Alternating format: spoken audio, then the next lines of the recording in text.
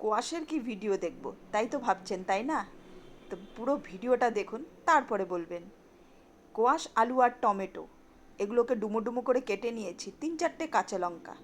কড়াই এদিকে গরম, সামান্য তেল দিলাম আর পাঁচফোড়ন। পাঁচফোড়নের নাচানাচি শেষ, এবারে দিলাম সবজি।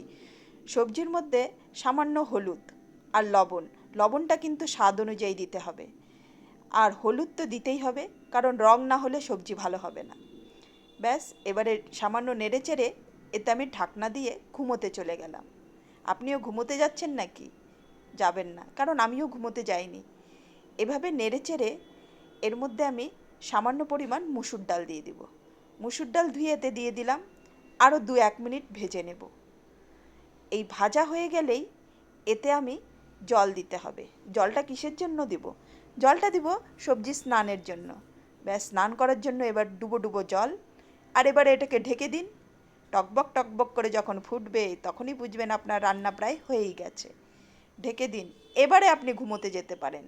ঘুম হয়ে গিয়ে এসে দেখেন সবজির মধ্যে কেমন টকবক টকবক করে ফুটছে। ব্যাস, এতে ধনেপাতা দিন। আলু, কোয়াশ আর টমেটো সব মিলেমিশে একেবারে ঝোল। আর এদিকে ধনেপাতার যা গন্ধ বেরিয়েছে না, দারুণ। এটা আমি গরম গরম পরোটার সাথে খাবো। আপনি চাইলে ভাত দিয়েও গরম গরম খেতে পারেন, তবে এর সাথে একটু আলু ভাজা লাগবে। যা লাগবে না খেতে, দারুণ। তা আপনি ভাত দিয়ে খাবেন না রুটি দিয়ে খাবেন, তা আমার কমেন্ট বক্সে আপনি জানাতে পারেন। তো বসে না থেকে বন্ধুরা ঝটপট বানিয়ে ফেলুন।